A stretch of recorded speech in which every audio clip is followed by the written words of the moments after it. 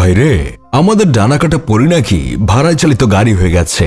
না মানে নাগরিক টিভির বার্তা প্রধান ডানাকাটা পরির ইজ্জতের মায়ের বাপ পাকিস্তান করে ছেড়ে দিছে। যদিও তার কোনো কালেই ইজ্জত ছিল না, তারপরও যতটুকু ইজ্জত বাকি ছিল সেটুকুও খেয়ে দিছে। 2021 সালে বসুন্ধরা গ্রুপের মালিকের ছেলে জ্যান্তপীর আনভির শাহ ভান্ডারী সাহ ডানাকাটা পরীকে ভাড়া করে দুবাই নিয়ে যান। সেখানে গিয়ে তারা ভরপেট খাওয়া দাওয়া করেন। খাওয়া দাওয়া শেষে পীরে কামেল আনভির শাহ ভান্ডারী ডানাকাটা পরীকে আওয়ামী লীগের সাবেক সংসদ সদস্য, এমপি ও প্রিমিয়ার ব্যাংকের চেয়ারম্যান পীরে ইকবাল দেওয়ানবাগে ভান্ডারীর কাছে পাঠান একান্তে তালিম নেওয়ার জন্য। সেখানেও তারা ভরপেট খাওয়া দাওয়া করে। পীরে ইকবাল দেওয়ানবাগী ভান্ডারী খাওয়া দাওয়া শেষে তৃপ্তির ঢেকুর তুলে ডানাকাটা পরীকে সাপ্লাই দেন মানবতার আম্মু শেখ হাসিনার সাবেক মেয়ের জামাই পীরে খন্দকার মাসরুর হোসেন ভান্ডারীর কাছে। বিলাসবহুল আরমানিয়া হোটেলে তারা খাওয়া দাওয়া করেন। ডানাকাটা পরীকে খাওয়ার পর দুঃখিত, মাফ করবেন, ডানাকাটা পরীর হাতে রান্না করা খাবার খাওয়ার পর পীরে খন্দকার মাসরুর সাহেব ভান্ডারী এতটাই খুশি হয়েছিলেন যে ডানাকাটা পরীকে উনি লুইস ভুইটন থেকে শপিং করিয়ে দেয়। আর এজন্যই নাকি তৎকালীন প্রধানমন্ত্রী মানবতার আম্মু শেখ হাসিনা ডানাকাটা পরীর উপর তেলে বেগুনে জ্বলে ওঠেন। আর শেখ হাসিনা তখন আইন শৃঙ্খলা বাহিনীকে হুকুম দেন যে কোনো মূল্যেই হোক পরীকে ধরে যেন তার ডানা কেটে দেয়। ঠিক তখন তৌহিদ আফ্রিদির প্রিয় চাচু, সকল নায়িকাদের মধ্যমণি, 3 ইঞ্চি টুনটুনি বিশিষ্ট পুরুষ ডিবি হারুন শেখ হাসিনাকে বলেন, পরীর তো ডানা নাই, তাহলে কাটবোটা কি?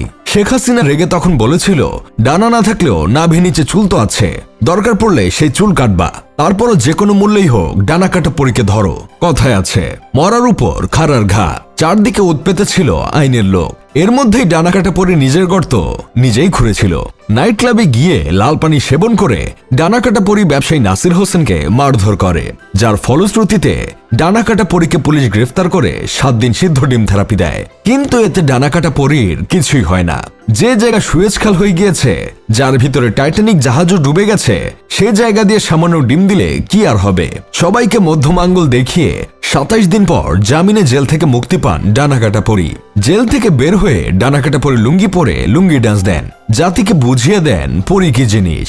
সেই মামলা তদন্তে যে পুলিশ কর্মকর্তা ছিল, ডানাকাটা পরী তার রূপের আগুনে সেই পুলিশকেও বশ করে ফেলে এবং সেই পুলিশ কর্মকর্তাকে ডানাকাটা পরী খুলে সব খাওয়ান, মানে বক্স থেকে কেক খুলে সেটা খাওয়ান আর কি। আর ঠিক এটাই ডিবি হারুন সহ্য করতে পারেননি। উনি দাবি করেন উনাকেও খাওয়াতে হবে, আর শুধু খাওয়ালে হবে না, তার সাথে ডানাকাটা পরীর প্রতিদিন মাঝরাতে ইমো ফ্রিল্যান্সিংও করতে হবে। বাধ্য হয়ে ডানাকাটা পরী সেটাও করেন এবং সময়ের অপেক্ষায় থেকে ঝোপ বুঝে কোপ মারেন। ধারণা করা হয় হাউন আঙ্কেল থেকে রাতারাতি টুনটুনি হারুন হয়ে যাবার পিছনে ডানাকাটা পরী দায়ী। 3 ইঞ্চি টুনটুনি দেখানোর ভিডিও নাকি ডানাকাটা পরী ভাইরাল করেন।